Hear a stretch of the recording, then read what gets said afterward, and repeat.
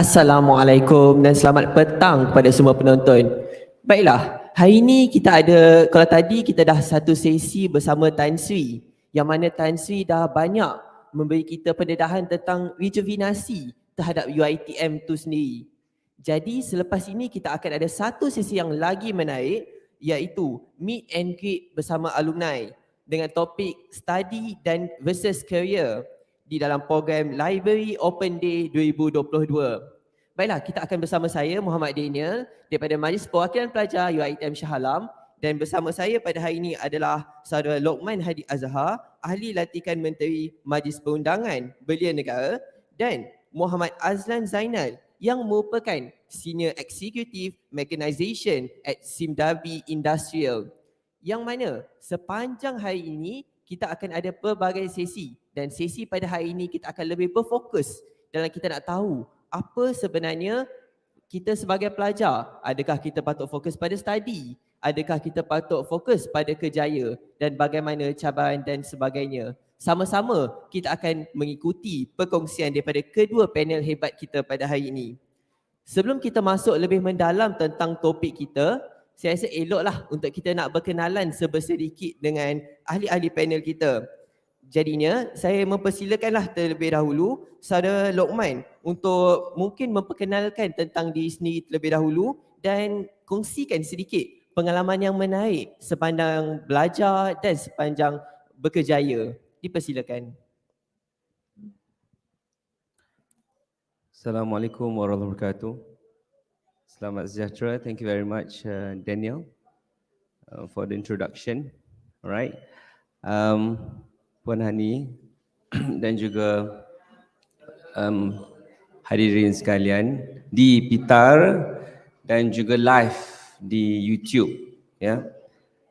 Thank you very much Perpustakaan Tun Abdul Razak for this honor for me to be here and more like a sharing session.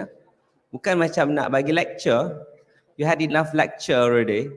So this is more like a sharing session from us, yeah.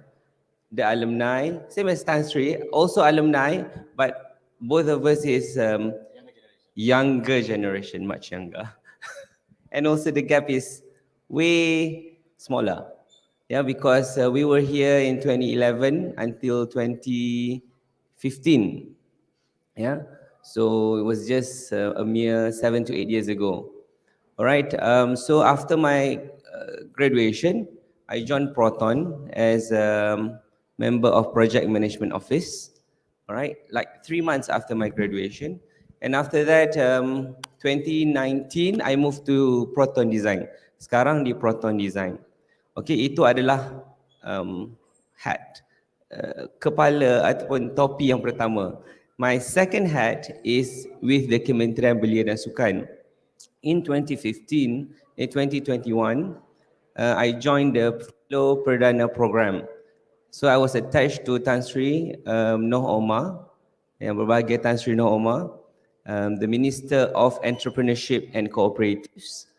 And then after that, at completion of that program, the former youth minister was very kind to appoint me as the ahli lantikan menteri Majlis Perundingan Belia Negara. Jadi ahli lantikan menteri in Majlis Perundingan Belia Negara is all, I mean, where am I now is a reflection of where I was or what I was when I was in university. So if you can see that I prepared a milestone, yeah, a milestone from 2011 to 2015, 2016, where I joined a lot of programs, yeah, a lot of programs, because jenis yang apa, tadi duduk diam lah, you know. I can just like sit still, class and then balik. No, I must do something, not just for the benefit of myself, tapi untuk orang lain. And then you can see my milestone now in Proton. I've done a lot of projects, yeah. You name it, I've been part of it, yeah. Kereta X70, kereta X50, kereta Perdana, kereta Saga, Persona, Iris, Exora, you name it, adalah sumbangan saya sedikit. Ya, sedikit sebanyak ada. Okay, because in Proton Design we are the one in the earlier part of the development. So kita design and kita pass to group engineering. So engineers akan buat dan kita akan masukkan ke manufacturing. Jadi of course new projects coming in, projects XX, XY, sekian. Nantikan kemunculan kereta baru Proton, ya tuan-tuan puan-puan, promotion sekarang, ya kereta baru Proton 2023, 2024. Nantikan, sangat menarik, ada sedan, ada SUV. Okay, pilih yang mana berminat di hati. Alright, sedikit sebanyak mengenai diri saya. Back to you, Daniel. Okay, tapi saya tak puas hati lagi lah dengar tadi. Kalau tengok daripada resume, daripada infografik tu, kita nampak banyak sangat pencapaian dia selepas dia dah habis belajar. Mungkin boleh buka sikit cerita sewaktu belajar, apa yang buat sehingga kan boleh capai ke tahap yang tu? Apa yang kita buat ya? Because both of us were the MPP, same as Daniel. Daniel 22, 23. 21, 22. Azlan and I was the MPP 2012, 2013. We were both in semester 2, isn't it? Very fresh, tetapi both of us decided not to be in our comfort zone. So jadi, to answer your questions is, not to be in our comfort zone means we explore something very new to us. Yeah, to be part of the representative council. But what it teach us ataupun yang diajarkan adalah once you hold a position, you must do to achieve ataupun untuk how do you say worthy of that position. Yeah, I will discuss more later because I talked to the moderator just now because he was part of the study in political science as well, mass comm and political science. Jadi ada benda yang I tanya, maybe I can share it later to you. Alright, thank you very much. Okay, tak sabar kita tunggu selepas ni. Baik, tanpa membuang masa kita jemput seorang lagi panel kita pada hari ini iaitu Saudara Azlan untuk nak memperkenalkan diri sendiri dan juga berkongsi apa kisah-kisah menarik sepanjang berkejaya dan belajar. Okay. Assalamualaikum warahmatullahi wabarakatuh dan selamat tengah hari. Thank you UiTM for the invitation for this session as well. To cut it short on the introduction, pengenalan diri tak banyak, not as great as my colleague here or my best friend here in UiTM. I'm currently stationed in Samdabi Industrial, managing heavy machineries. Kalau dia melibatkan end user, kereta, you guys know Proton, Iris, X50, X70, but I assume most of you here makan nasi lah, betul? Okay, so to produce that rice, you will need my equipment lah. Benda tak nampak di belakang takbir. I'm more focused on benda-benda peralatan pertanian lah. heavy machineries, mesin tuai padi, mesin tuai jagung, mesin tuai gandum. That is all on my backplate lah. So 6 years with Samdabi, started off with sales. Sales, then I enter application. From application, I enter mechanization. Then I become the head of service, managing the whole Malaysia. I ada 320 technician bawah. Waktu tu baru 4 years in Samdabi at the age of 28, I was managing 320 technicians to make sure rakyat Malaysia dapat makan lah.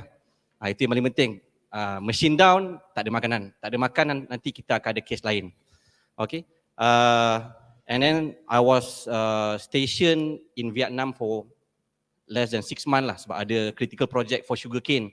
We used to have sugarcane in Malaysia zaman MSM dulu di Cuping Perlis, and then kita stop, Malaysian stop, so we have another big project under Samdabi di Vietnam lah. So I was stationed for 6 months and then came back. I was placed as a head mechanization again in Malaysia to be more focused basically on palm oil mechanization lah.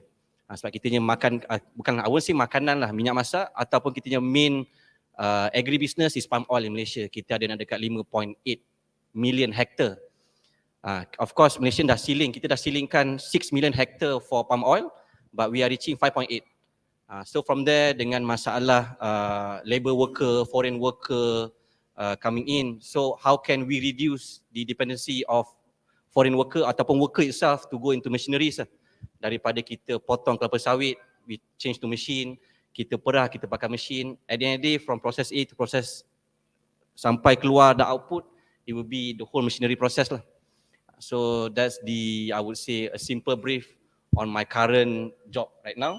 If you talk about pengalaman menarik di UiTM, terlampau banyak. I would love to cakap one day pun takkan habis. Tapi back in UiTM, we were semester 2. We were young. Of course, MPP batch ada banyak. Ada yang semester 8, semester 6, semester 7. So we were granted an opportunity by our senior. Do you want to go and expose yourself to become a student leader? So I said, why not? If given a chance, we try. So dalam fakulti tu ada, kita ada 3 participants lah. Okay, and we both won with the highest number of votes. Okay, and waktu I di UiTM, kita punya, I joined UiTM back in 2011. Sebab I nampak gambar sini kan. Okay, 2011, so I participate in bawah kelab rekreasi, masuk Malaysia Buat Rekod, is ekspedisi 11-11-11. Kita ada a group of people hiking 30 gunung satu Malaysia, and kita semua reach on the top of the peak of the hill at the time of 11-11-11, where each of the gunung kita ada kita punya correspondent and as well as Malaysia Buat Rekod punya PIC to check on that. That's on 2011 lah. And then on 2012, of course, kita jadi MPP lah kan. Okay, kita jadi MPP. And besides I would say on the student leaders point of view, as a normal student, every day or I would say every week, kita akan cari makan dekat fakulti yang berbeza. Me as an engineering team, kita ada a group of friends lah. We always go different faculty to find our lunch. And our favorite spot is usually fakulti law lah. Ada banyak gadis-gadis remaja yang cantik, lagi berilmu lah, tinggi ilmunya. So every time kita pakai jaket mechanical lah, kita naik motor, kita pergi fakulti undang-undang, kita pergi FSSR, kita pergi fakulti-fakulti yang terdapat banyaknya wanita untuk kita. Yalah, kita dah stres dekat kelas, kita kenalah orang kata mencuci mata, mencuci minda, membersihkan jiwa. Sebab kita mechanical macam back in my time, our class, one class 30 student, 1 perempuan. 1 wanita pakai safety boot, palapes punya gang. So berbeza lah. So kita kena fun, kita kena cari fun. So we go outside. Kita cari fakulti lain, we make friends. And kita pun every time kita go to fakulti having lunch, kita ada buat, kita boleh kata benda tu menguji mental, di mana kita akan menyanyikan lagu budak engine lah. I think some of the seniors would know engine punya gang. Cuba lah. nyanyi sikit boleh? Lagi sikit. Nyanyi sikit Nyanyi sikit tak boleh. Oh, tak boleh. Dia punya lirik dia pelik-pelik sikit lah. Okay. Tapi that's the fun of it lah. Kita nak cari fun, kita nak cari friends outside of our campus. Rather than staying put, you jadi kelas, you jadi cafe, you jadi rumah. You have to go out lah, like what Loman said. Don't stay in your comfort zone. Tapi not to express yourself, not to go and find problem, tapi go have fun. You might not know ada fakulti lain ada buat event sometimes because kita dah selalu pergi. Every week kita pergi fakulti lain. Sometimes they even invite. We were invited by Faculty of Law to do a singing experience waktu fakulti law buat event. Dia call, you guys budak engineer suka menyanyi kan? Kita ada sesi untuk budak engineer sebab kita ada banyak perempuan. Budak law ada banyak budak perempuan. So kita kena cari orang-orang muscular, budak engineer muscular ni datang tunjuk badan lah. Tapi pakai jaket Mackie. So it's a give and take. Untuk different fakulti tapi tak melibatkan akademik dan sebagainya lah. That's if you ask me, benda-benda yang menarik yang berlaku sewaktu 6 years belajar di UiTM. Dan kalau tengok juga tadi kan, bila saudara ada cakap kan pasal bila dia bekerja ni banyak dia mengutamakan orang lain, macam mana orang makan, dia fikirkan benda tu. Dan bila tengok pun pas atau pengalaman saudara, bila dia banyak terlibat dalam misi kemanusiaan. Betul. Boleh tak kalau tuangkan sedikit tentang misi-misi tu? Okay. Alright. So when we were appointed as the student leader of the faculty, so at the left hand side 2013 tu kita join Batik Siswa done by the Faculty of Mechanical Engineering to go to Cambodia untuk buat bantuan sumbangan dan juga bantuan kemanusiaan lah. Okay, di mana kita memberi ada small province of Muslim province in Cambodia. Kita tolong bangunkan tempat tu, kita buat orang kata community work, kita buat pembersihan dan kita pun ada construct few places lah. Alright, and then after Cambodia, the previous videos now, I was sent to Philippines under student leader symposium. That student leader symposium pun dia jatuh bawah United Kingdom humanitarian affairs as well. So dia jatuh bawah bantuan kemanusiaan melibatkan nak dekat 40 negara. Di Filipina, di Manila lah. And then because of I dah terlalu attached dengan bantuan kemanusiaan ni, so we started as a MPP, we started why not our end MPP. So because every year MPP you akan ada end something yang you want to live with a bang. You janganlah jadi MPP habis, okay, thank you very much UiTM, bye bye. So you should live with a bang. So we decided to do something for the country, naikkan nama UiTM, naikkan nama Malaysia. So I as a program director, kita manage with a whole team of MPP. Kita cari sumbangan, kita cari program, kita create proposal, we go to JKJR, we go to KPM, we go to few jabatan.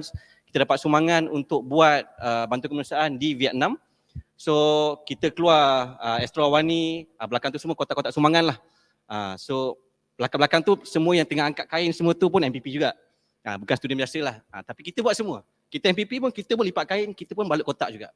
Kita pun manusia sama. Okay, so this was the last humanitarian affair that I did before I ended my studies in UiTM. Then after in the same year, 2014, I pun dapat peluang diberi oleh fakulti untuk melanjutkan buat internship di Germany. Di Hochschule Osnabrück near to Hanover. It was a very magnificent experience lah. Tak lama pun, daripada bulan 5 sampai bulan 12 lah. Tapi because of that, I have to make a critical decision. Lokman habis belajar 2015. I habis belajar 2016. Oh, tak satu batch? Satu batch, tapi I kena extend. Oh, okay. Orang kata budak Mackie tak fail, tak sah lah. Tapi I tak fail. I have to extend my studies because internship is only 10 weeks. Kalau normal internship in UiTM is only 10 weeks, but I have to go for 6 months. Germany tak accept 10 minggu. Dia kata you datang 10 minggu seumpama bercuti. So it's either 6 months or you don't take. So after few consideration, grad awal atau grad lambat doesn't determine your future. Doesn't determine whatever outcome yang you tak boleh predict lah. So I took the opportunity, I took the chance. Kita pergi Germany for 6 months and then bekerja internship research. It's a research collaboration between Hochschule Osnabrück Applied Science with Volkswagen untuk buat gearbox lah. It was a fun, really fun. Then from there, daripada you dah travel to Europe, you got the chance to travel across daripada Germany, pergi Belgium, pergi France, pergi Switzerland, pergi Sweden because it's very cheap. Kita internal dalam Malaysia nak fly Sarawak pun dah 600-700. But over there, since you are in Germany, you fly Germany to France baru 9 euro. Baru 10 euro. So every weekend habis je kerja kita fly. Habis je kerja kita fly. Habis kerja je kita fly. People say, "Weh, banyaknya duit Alan."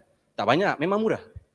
So itulah one of the thing. But at the end of the day, thank you very much to UiTM, to Faculty of Mechanical for granting me the opportunity to go to German, and as well as waktu tu I dapat bantuan ataupun grant daripada TNC HCP, Datuk Abdullah granted us a grant to spend during our time internship in Germany waktu tu. Tapi kan bila kita dah buka lah cerita soal research assistant ni, bukan dekat Malaysia tau, dia research assistant sampai ke Jerman. Mungkin ramai nak tahu juga kot, macam mana sebenarnya kalau dia nak mendapat peluang sebegini, dan apa sebenarnya kelebihan-kelebihan yang dia bawa kepada kerjaya nanti bila kita intern kat sana. Okay, the first point, bila of course to get the opportunity, you have to outshine everyone else. You know, bila you nak grow in the faculty, macam tadi Tan Sri cakap, bukan semua orang akan suka you. The more ladder you climb, the more step you step onto others. Tapi of course you janganlah pijak perut nasi orang. Tapi for you to outshine, you have to go out of your comfort zone. Kena keluar, tonjolkan diri, tunjuk kemampuan you. And then baru akan nampak, oh, this guy is suitable for this, this guy is suitable for this. And at that particular time, Fakulti Mechanical ada buat some sort like transfer student. Hoshilo Osnabru Applied Science sends their few students to UiTM. UiTM pun hantar orang ke sana. Tapi how can you be chosen is how you outshine yourself in the faculty lah.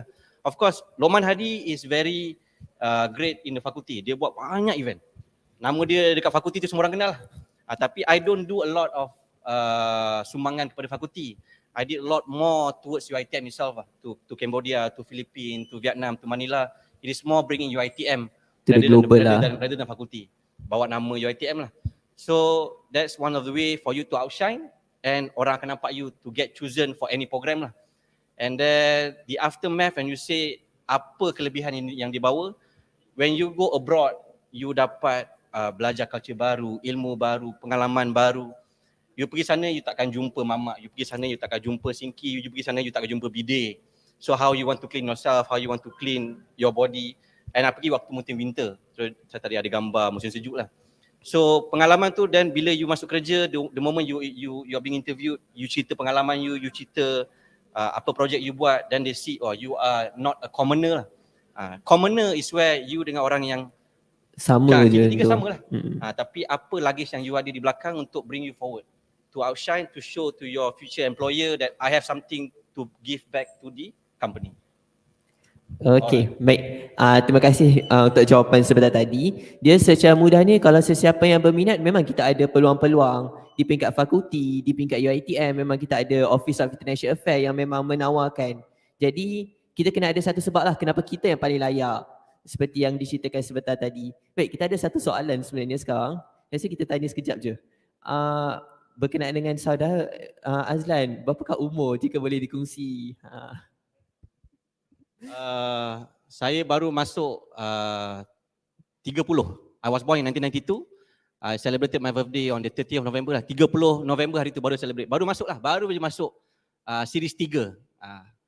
So as a senior exec, of course, macam saya cakap, some people, talented people, dia akan grow very fast. Some people as a normal personality, dia akan follow the flow. But for you to grow fast, you ada banyak liku-liku, pahit. Even during our time UiTM, kita tanya Lokman, few time I cry dengan Lokman, cakap stres, sakit hati, sedih, kawan tinggalkan kita, kawan hentam kita, kawan tak follow kita punya idea. So when you go into working experience, it's even worse because you are being paid to do something, and bila you tell your colleague, you tell your subordinate, you tell your teammates, Alan, whatever idea that you are giving out is ridiculous. But we know, we have the idea, we have the vision, kita pursue, kita move forward, kita bulldoze.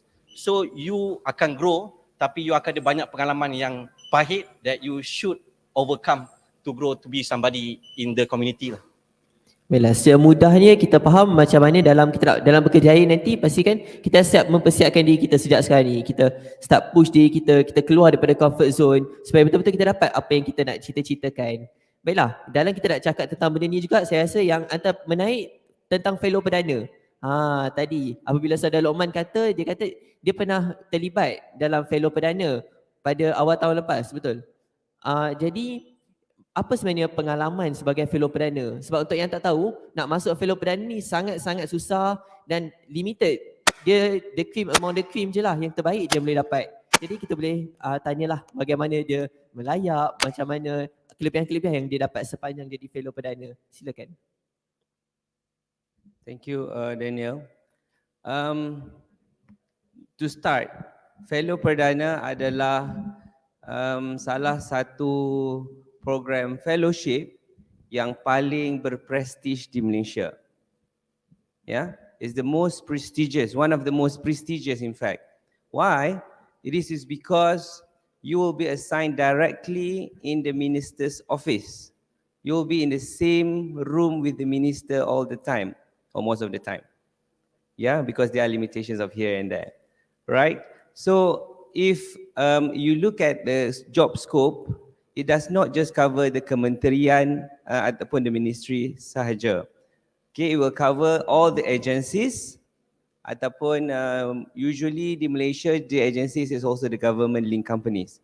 Yeah, dan juga di kawasan-kawasan yang berhormat tersebut.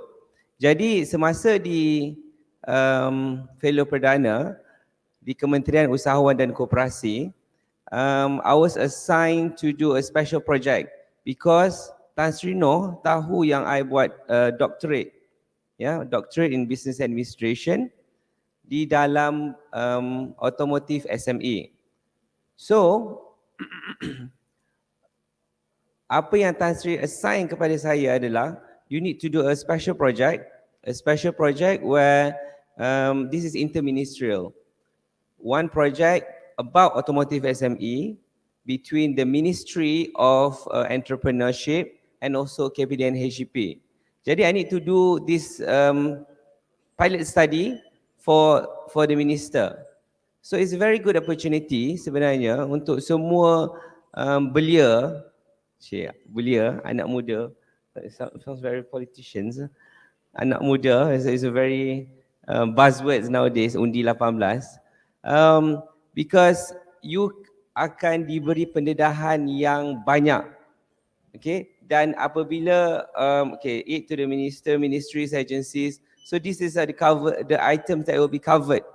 Yeah, and then even yang paling interesting adalah di parlimen, because tidak ada program yang akan memberikan akses seperti pegawai menteri ke parlimen kecuali Perdana Fellow. Jadi I was in the parliament almost every day apabila parlimen bersidang. Okay, so the minister's schedule is almost like my schedule because I need to follow him everywhere. Daripada parlimen ke perasmian balik ke parlimen dan sebagainya.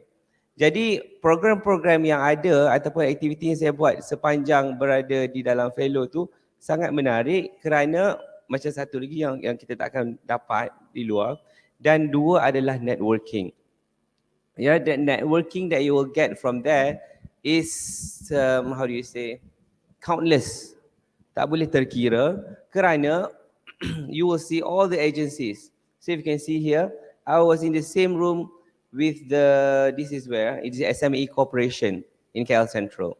So I was in the same room with the chairman, with the board of directors, with the CEO. So what's important here from this networking is for you to pick up the brain untuk mempelajari selok-belok ataupun how does these top guns make a decisions, or even to know what is really happening in the country in the top level.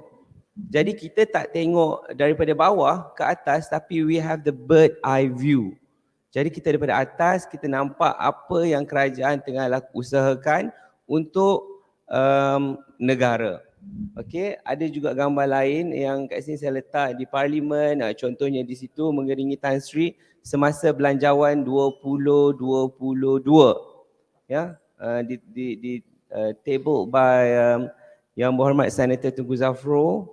Alright, and then here all the exposure that I get, untuk bertemu dengan ahli parlimen dan juga ada juga kat bawah tu gambar kecil patut saya besarkan puan ni. PM10 kita. Yeah. It was like a few days ago. Alright, so this is a very good exposure. Jadi untuk pelajar UiTM dan juga pelajar di luar sana, please prepare yourself so that you are worthy to be selected as a fellow perdana. Like Azlan said, semua muka macam sama, but what do you have behind you? What is the luggage that you carry with you? Alright, so sedikit sebanyak. Yeah, Daniel? Tapi macam mana sebenarnya seseorang tu kalau dia nak apply ke fellow perdana? Apa prosedur-prosedur, apa yang perlu dia ada? Kementerian Belia dan Sukan akan buat fellow perdana dan fellow korporat ya every year. Jadi this is a generic timeline. Timeline buka borang is in January, akan ditutup pada bulan 3. Jadi please be aware of KBS. Please follow KBS on Instagram because they will update this on the Instagram. Ya, untuk tarikh-tarikh penting ini. Jadi pemilihan ni akan dibuat daripada bulan 3 sehingga bulan 6. Jadi bulan 7 sehingga akhir tahun adalah masa yang diperuntukkan untuk program tersebut. Fellow perdana adalah your attachment to the minister in the minister's office. Fellow corporate adalah your attachment to the CEO of GLCs. Contoh, Petronas, Tenaga Nasional Berhad, Indah Water, Alam Flora I'm not really sure, tapi ada beberapa lagi companies yang besar ni memang dia akan berada bersama CEO. Jadi the good thing is you can straight away secure your job. You can put one of your feet inside the organisation already. Kerana you have been working with them, you know the CEO, you know the HR director, for example. So you prove yourself to be worthy of that organisation from that program. Jadi kebanyakan fellow-fellow ni selepas program dia akan masuk terus ke program tersebut untuk fellow korporat. Tetapi untuk fellow perdana juga ada kebaikannya. Bekas-bekas fellow perdana sekarang berada terus dengan menteri-menteri, dengan ahli-ahli parlimen. Contoh kita ada juga MPP ya, MPP 2020 I think 2021 2022 saudara Wan Arash Azazi. Yeah, he is currently the special officer to YB Nancy Shukri, the Minister of Women. So from that fellowship dia terus buktikan diri dia boleh buat. Jadi Datuk Sri Nancy terus absorb. So this is very good opportunity for the people untuk ahli-ahli ataupun ahli-ahli fellow perdana korporat. Alright, thank you. So in short, kita kena sentiasalah ada macam daripada tadi kita bersetuju ya, ada sesuatu lebih kita berbanding orang lain, dan kita kena ambil lah grab opportunity yang ni. Kalau dah ditawarkan, kita cubalah apply. Walaupun kalau rasa dia tak layak lagi, kita cuba je.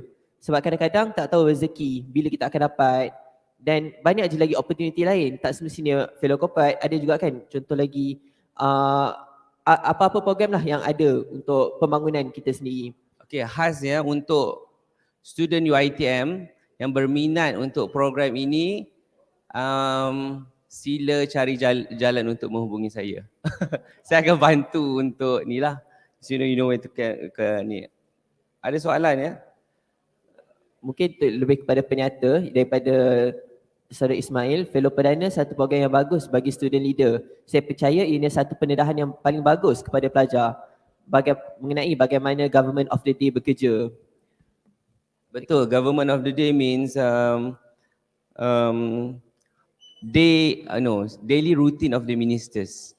Ya, kita nampak di TV, tetapi behind the scene tu banyak lagi perkara yang belum diketahui. Jadi untuk people who are very inspired to be a top leader one day, it's a very good exposure. Because you daripada muda dah tahu how it works, so you will prepare yourself towards that day when the day comes. Right? Baik, bila kita bercerita tentang persiapan, macam mana kita nak bersiap untuk nak sampai ke situ kan, dia bawa kita kepada soalan seterusnya lah, berkenaan tentang bila kita nak start aktif, kita nak start mencuburi, maybe nak masuk satu persatuan nak masuk MPP dan sebagainya, kita akan ada satu masalah iaitu macam nak menguruskan masa, macam mana nak menguruskan mental kita sendiri, mental state untuk actually menghadapi kesemua kesukaran ni. Mungkin boleh Saudara Azlan bercerita mengenai bagaimana sebenarnya kita nak menghadapi atau nak menguruskan masa, nak menguruskan kesihatan mental kita agar sentiasa terjaga. Okay, thank you very much. Terima kasih atas soalan tu. Sebenarnya untuk mengawal masa ataupun untuk kita buat jadual lah sebenarnya untuk masa ni, semua orang sama ada yang orang biasa ataupun orang luar biasa, timing dia sama, 24 jam juga. Tapi perbezaannya adalah tahap mentaliti dia untuk menahan kesukaran untuk menjaga jadual tersebut. Maksudnya contoh orang biasa kita makan, minum, kerja ataupun pergi kelas sebagainya. Tapi orang yang luar biasa, dia ada melibatkan diri dia dalam pelbagai bidang. Dia masuk kelab persatuan, dia masuk community, dia masuk NGO, dia masuk whatever event yang available dia masuk. Tapi macam mana dia nak, orang kata yelah, nak menjaga waktu tu dan juga at the same time dia punya kelas, dia punya waktu nak belajar, waktu dia nak revise. It is something yang you kena experience and you kena adapt at that particular moment. Nak bagi tahu formula, nak bagi tahu X plus Y become Z, dia tak ada lah. If you ask me, zaman waktu I belajar, I ulang alik rumah SHAH Alam Subang Jaya. I everyday ulang balik kelas naik motor. Subang SHAH Alam.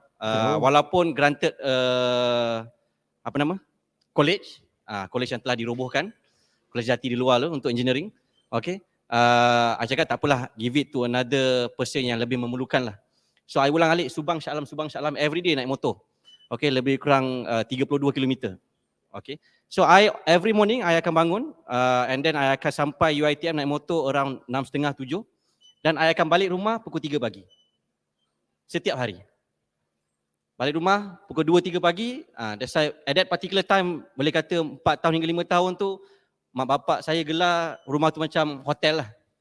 Sebab is either you jumpa I waktu you bangun tidur, waktu my parents bangun tidur, ataupun waktu dia balik kerja dan tiba-tiba I ada. So depends lah, but most of the time, I akan sampai UiTM pagi, I akan balik UiTM malam. And at the same time, I rasa waktu tu I ada bakat untuk mengajar.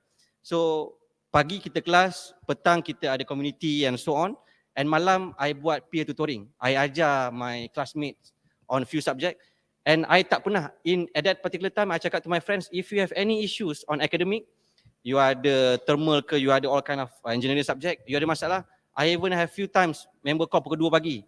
Alan, where are you? Aku dekat Hakim section 7, baru tengah settle lah. Free tak? I cakap, kenapa? Aku baru bangun tidur, aku tengah ada mood nak belajar. I said, okay lah, if you have in the mood to study, datang balik UiTM, I teach you pukul 3 pagi.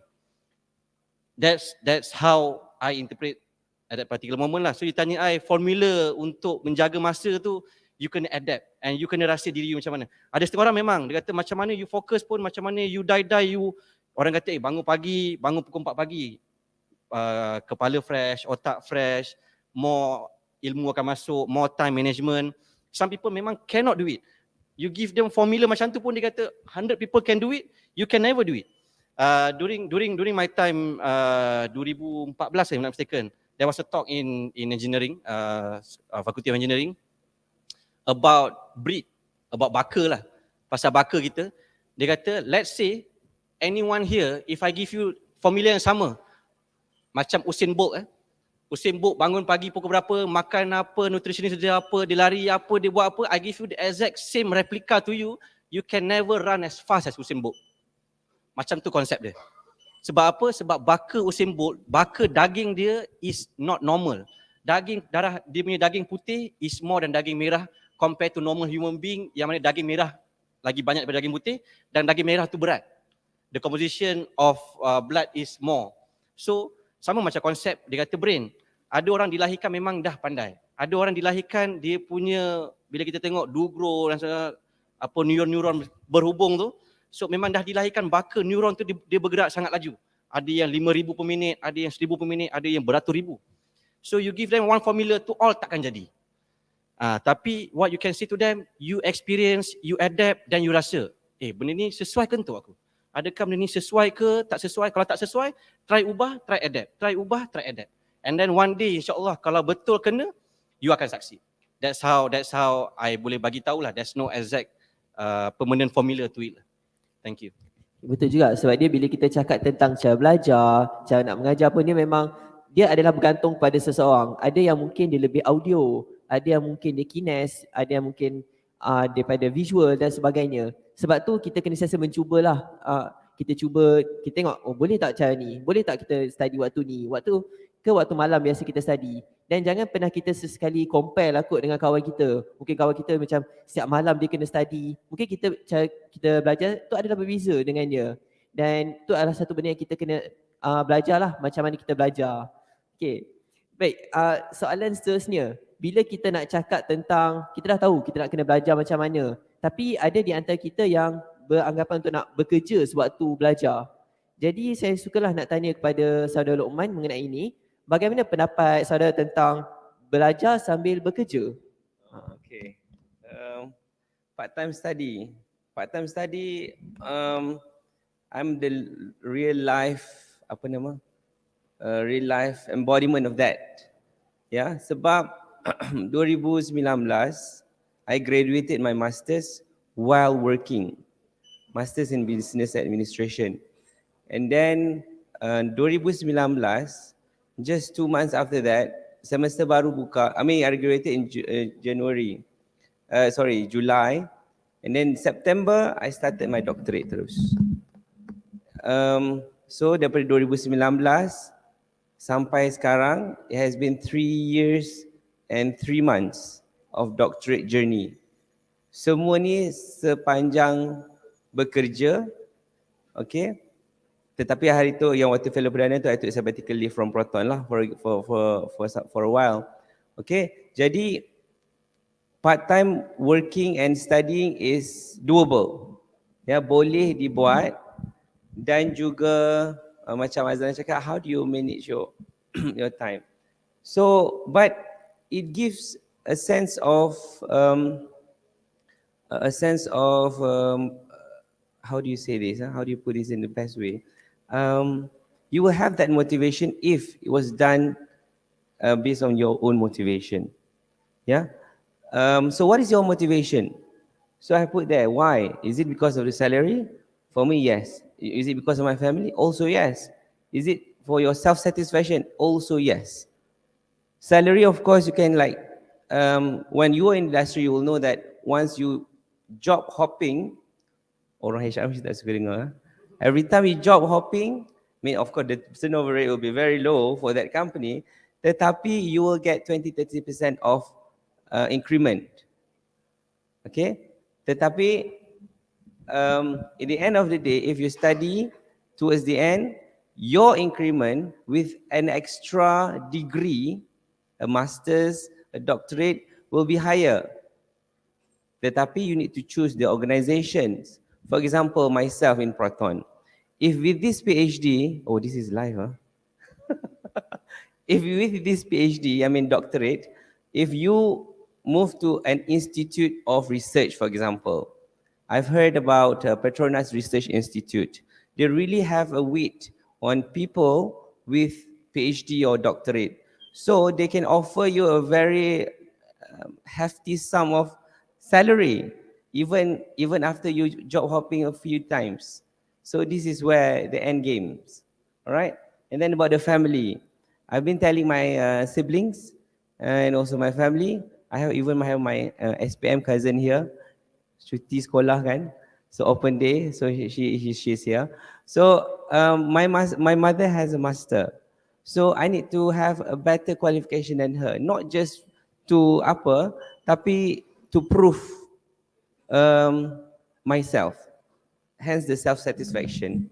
And also I'm forcing myself to be somebody, somebody like CEO ke or even a director later on in my life.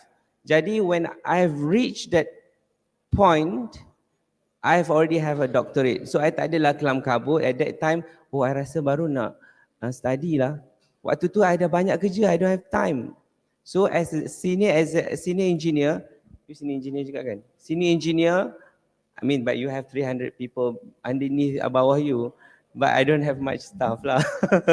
Tapi once you reach that point, sekarang ni maybe still doable. Later on, your workload will be piling up. Jadi itu susah sikit.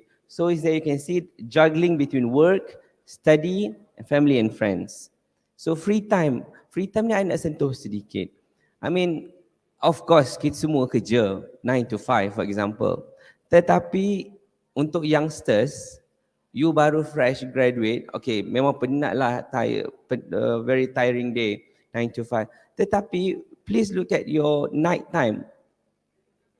You still have 3 hours of free time.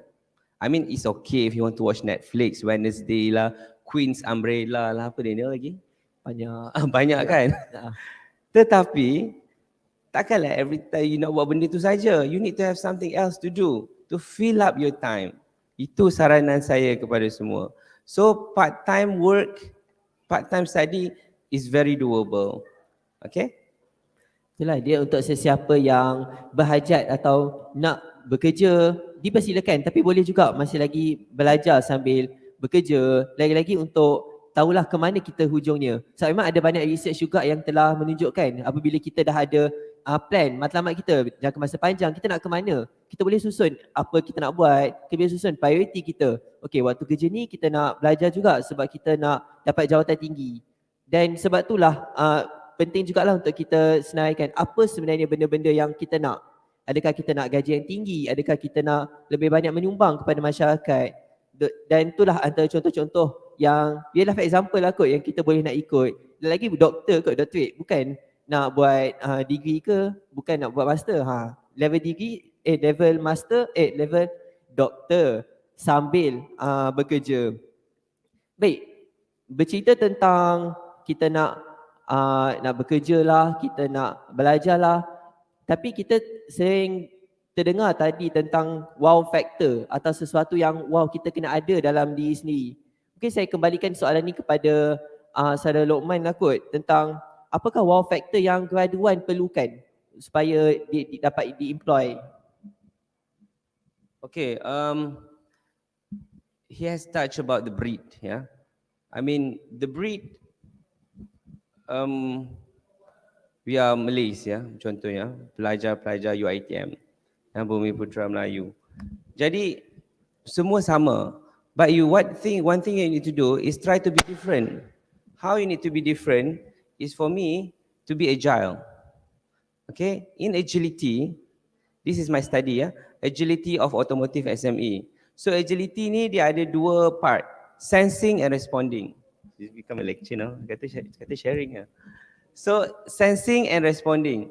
So you sense what is happening and then respond towards what's happening.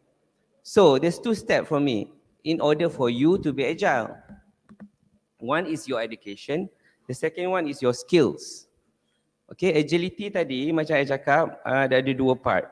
To be agile, and also agility can be applied to individuals with a personal agility. So education is your ticket. Tak kisahlah orang kata ini bukan berguna pun waktu kerja. Especially for us who's been doing advanced differential equations for semesters. You know, ADE ni very tiring. Tetapi it will create something out of you. A trait which is your critical thinking. Alright, and then once you have a proper education with a proper CGPA, you will choose the career of your choice. Jadi, this career of your choice is also a reflection later on when you punya motivation theory nanti. Bila you kerja, you want to achieve something. Okay? So, in that case, your decision of choosing your career is what will affects your motivation. Orang kata kerja engineer, gaji rendah, kekurangan engineer. Baru semalam yang berhormat Datuk Seri Alexander announce, Menteri Kerja Raya announce that Board of Engineers akan bekerjasama untuk memberikan ruang lebih banyak untuk engineers. Ya, to buka lagi banyak opportunity. Jadi maksud saya di sini adalah career yang you pilih perlulah bersesuaian supaya you akan bermotivasi di tempat kerja. Kalau you punya pointer biasa-biasa, so you tak ada kuasa memilih tu. You nak pilih sini tak capai, sini tak capai, sini tak capai. Jadi all in all, the second step ni, satu lagi, the most important part is the soft skills. Ini nanti ada I nak sentuh sikit nanti in the wow factor. In the soft skills. In the soft skill means ada beberapa ni, Randstad Malaysia kata, communication skill, positive attitude, adaptability, teamwork, strategic thinking and analysis. So all in all, apa yang you kena, what was the question again? Wow, isn't it? This is wow, isn't it? This is the wow session. Okay, so how do you make yourself wow is your attitude. We are buying your attitude. You have interviewed a few people, right? So attitude is what you need to sell to people. Attitude is a problem, I must say. I've seen Instagram a few days ago, Katriana Ross, you Google. Apa program tu I tak sure, tapi the artist is Katriana Ross, the mentor, mentee tu is a young lady. A young lady ni macam orang kata ada attitude problem. And then that kind of things is happening in our society. So you really need to take care of the attitude. So and also for example, I've been here PTAR 2020-2012 working with Puan Hani. So I've been showing her my attitude. So that is actually a training ground for you in the company nanti. So you know how to communicate dengan staff, how do you communicate with VIPs. So these are a training ground for the students. And also all in all, you need to be aware of what you're doing. Yeah, all in all, you need to have a benchmarking of what you're doing. And also, I've been doing this macam tanpa sedar, these two steps, yeah, because I've tried my best to achieve my doctorate. Tetapi it's not the end of the road. I've been telling people, I already mentioned to Dr. Apa tadi, moderator? Dr. Suhaimi, because he's doing these political things, right? So I asked him, in being a good politician, is there any particular traits or attributes? You know, because I've been telling Azlan a few days ago, I mean, reading a lot of journals have made my thinking this way. So that's why I mentioned just now critical thinking. Because whatever I want to believe must be supported by something. Okay? Because I boleh cakap apa saja, tapi is that proven? Okay, so I asked Dr. Suhaimi tadi. Dia kata, there's no studies kata politicians kena begini ni baru jadi bagus. So because why I asked him is because one of the options ataupun road ahead for me is to be a politician. Jadi I cakap, because I was thinking after my doctorate, apa pula I nak ambil untuk menjadi seorang wakil rakyat?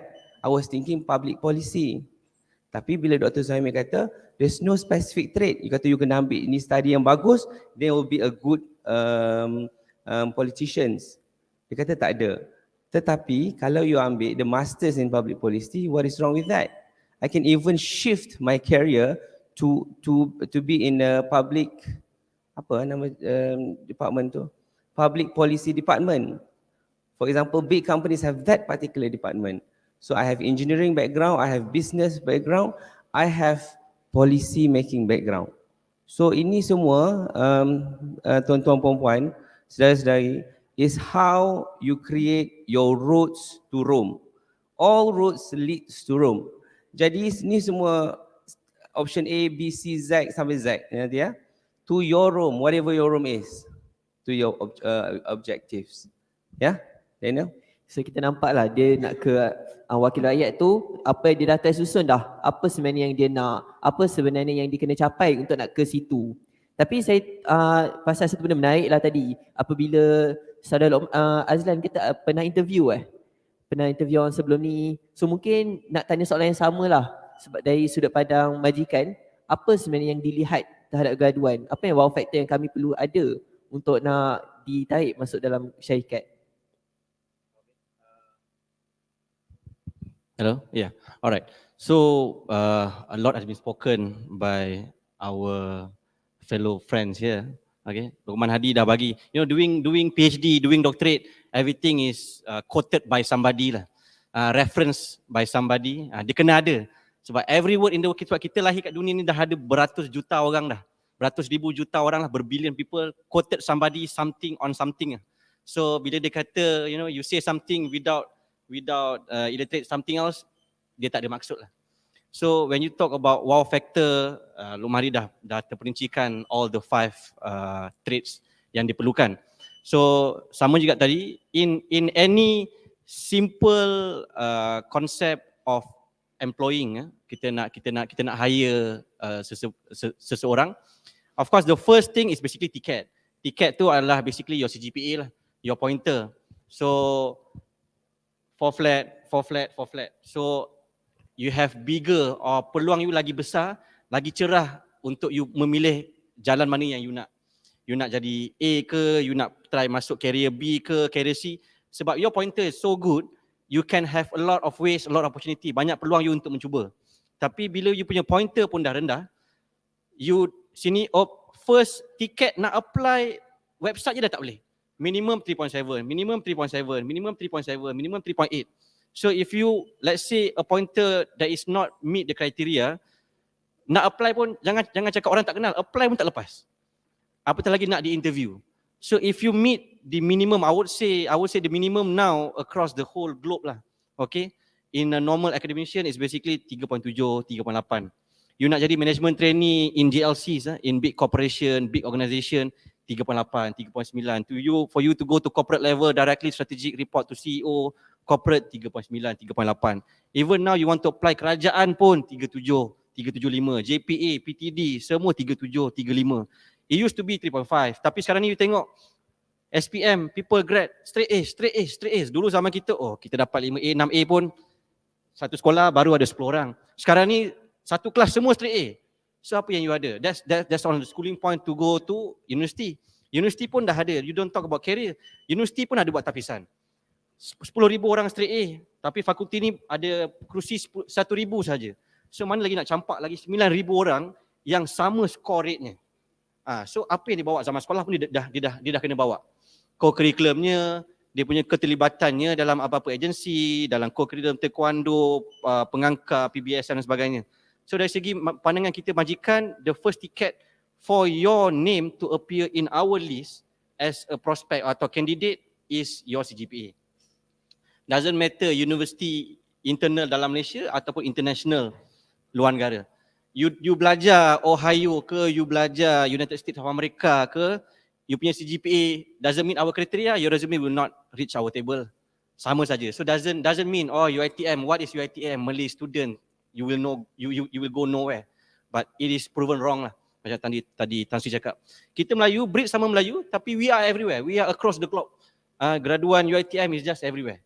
So yang first ticket is basically your CGPA, your pointer, and then what luggage do you bring? So for flat, kita tiga pergi interview.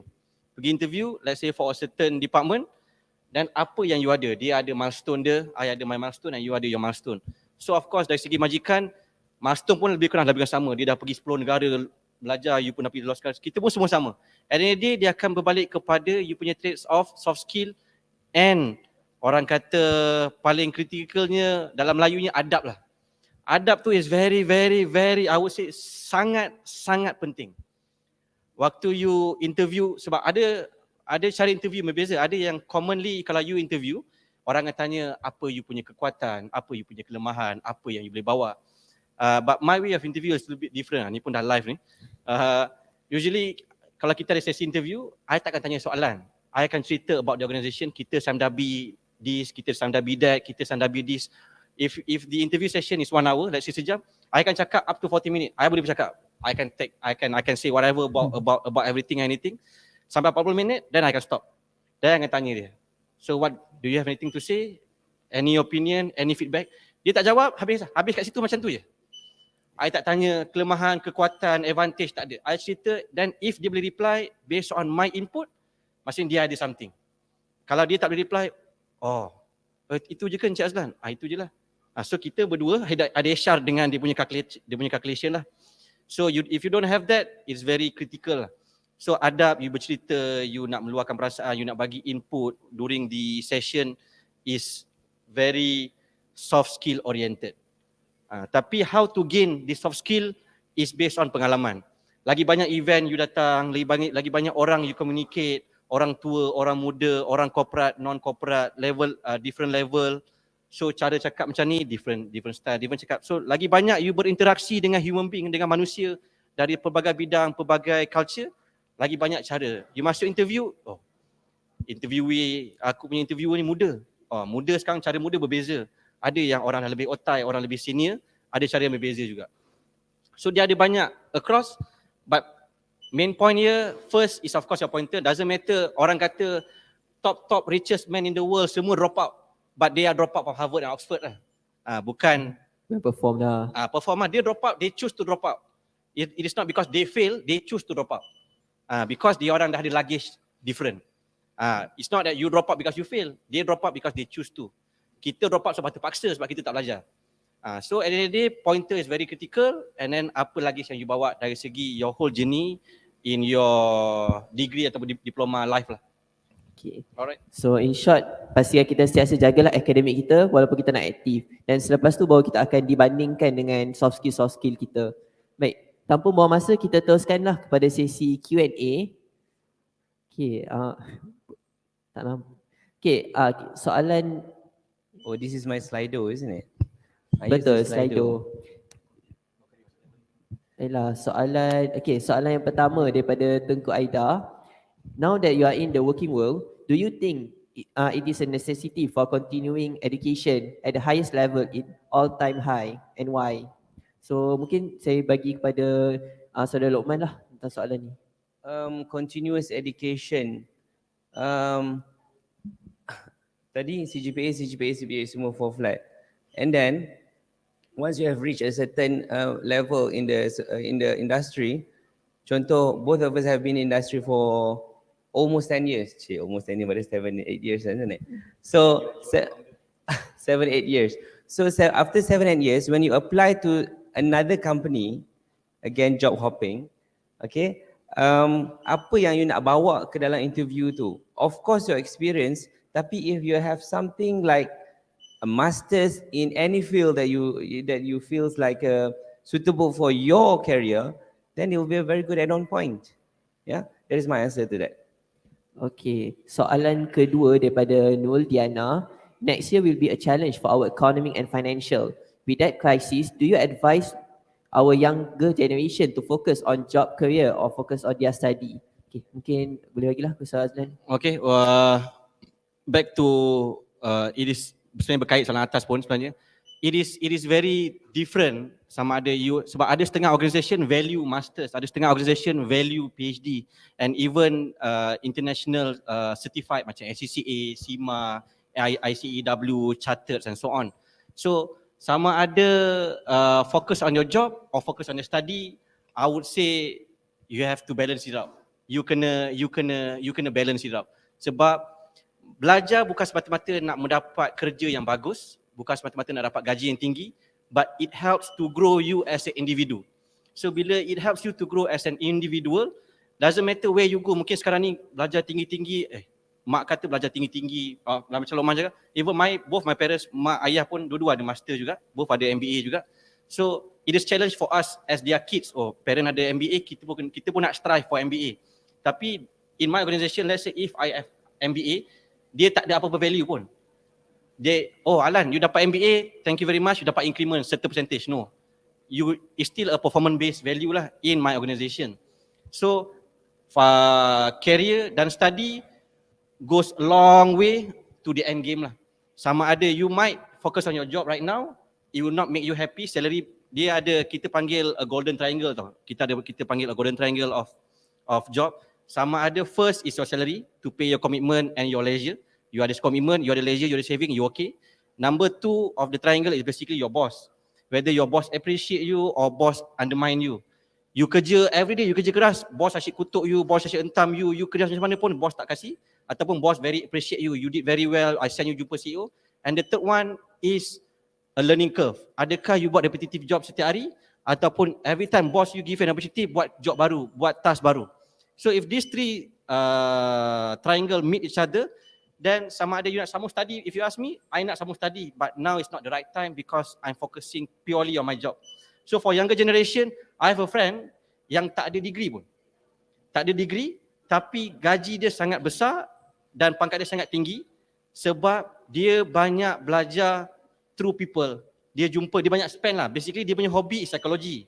Dia jumpa orang, dia go event culture, dia go event. He said, I don't have any certificate, I got nothing to show, but I can talk, I can give out input, and dia was given a big title with a big salary without any certified background of studies.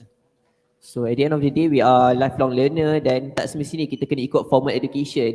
Kita boleh je ada informal to skill and etc. lah. So I think the next question daripada Nurul Izzati, in your personal opinion, considering our economy condition and whatnot, is it better to pursue PhD or professional course that will help the career growth? It depends on the organization, yes. The career growth too, like as I said, it depends on the organization because some really values the masters or the PhD. However, the experience is what comes first for Proton and also probably some Dabi in industry. Tetapi for think tanks, for example, Institute of Strategic and International Relations, Petronas Research Institute, like I mentioned just now, or MARI, Malaysian Automotive Robotics IoT Institute, those organizations will value this kind of certification. And also if you're talking about economy condition, people will be saying that kos sara hidup. I've been telling a few of my juniors last week when I had this forum in mechanical engineering, I told them, look at what you can control. Okay, what you can control. What you can control is for you to increase your salary. Macam mana? Job hopping, kesian HR people. Job hopping is anything that you need to do to survive. It's about survival. And also as my concluding remarks, is that we can conclude? Ya, terus boleh je. Oh, okay. Azrain and I is here as a how do you say? As the intermediator between you as the students and the industry. Yeah, we are like a sponge, SpongeBob. We absorb, when we went out, we are already outside. So we absorb and now we're here to share to the UiTM, budi kepada UiTM. So that is why both of us are here to share with you. Like Azrain said, if we are not here, then how do you mention? We've been outside. So we know how to act with people. We know how to navigate ourselves in the industry. So good, so far so good. So now we are sharing the tips to you on how to move on with yours. Yeah, all right. Thank you very much. So I think sebenarnya kita mempersilakanlah Saudara Azam pula untuk memberikan closing remarks. Okay, tak ada banyak. In terms of course, the library open day is about meet and greet, career and study. Both of us is a good example of kita sayang organisation. Tak pernah jam, I pun tak pernah jam. We have never jump job. Okay, we have multiple bosses reporting to, but kita tak pernah jam organisation. So certain people every year jam. Ada yang 2 years jam, 3 years jam, increment 20-30, ada yang dah 5 figure, 6 figure and so on lah. So whether to pursue study or career, my conclusion is basically do it parallel lah. Jalan seiring, insyaAllah kalau sampai pada end game-nya, kenalah tepatnya waktunya akan dapatlah orang kata nikmatnya. So insyaAllah kita end day kita boleh plan, tapi kita kena usaha. Sebab ada satu phrase yang saya dengar saya dengar radio Zayan lah. Orang always say rezeki tak pernah salah alamat. Rezeki tak salah alamat. Whatever you do, rezeki tak pernah salah alamat. Tapi kalau you bayangkan in theoretical way ataupun practical, kita aim practical, untuk you dapat goods, you order barang daripada Shopee, you kena usaha. You kena masuk Shopee website, you kena order, you kena bayar, baru you bagi alamat, barang tu sampai dekat you. Baru tak salah alamat. So kalau you tak usaha, you tak order, you tak plan, you ingat rezeki tu tak salah alamat ke? Dia mungkin akan salah alamat kalau you tak usaha. So that's the practical of it lah. You kena usaha, you kena bayar, you kena spend your time, masa, dan insyaAllah rezeki tu tak salah alamat. Thank you very much. Okay, so in short kita rangkumkan sesi hari ini, yang mana di antara study or career, dia adalah satu benda yang berjalan secara selari. Yang mana kita akan sendiri kena susun priority mana ikut masa. Kalau waktu tu kita nak tu, kita utamakan yang tu, dan ke mana kita nak. Jadinya moga selepas ni kita dapat merancanglah masa depan kita dengan lebih baik, dengan letak matlamat apa yang kita nak. Dan kalau ada nak cuba fellow perdana, bolehlah bertemu dengan saudara Lokman kita. Baiklah, akhir kata, terima kasih ucapkan kepada kedua-dua panel kerana sudi melapangkan masa, sudi bersama untuk bagi perkongsian kepada semua secara fizikal maupun secara atas talian. Dan terima kasih juga kepada semua penonton yang sudi untuk bersama sepanjang 1 jam 15 minit ini. Baiklah, jadi kita tutup sesi kita dengan terima kasih.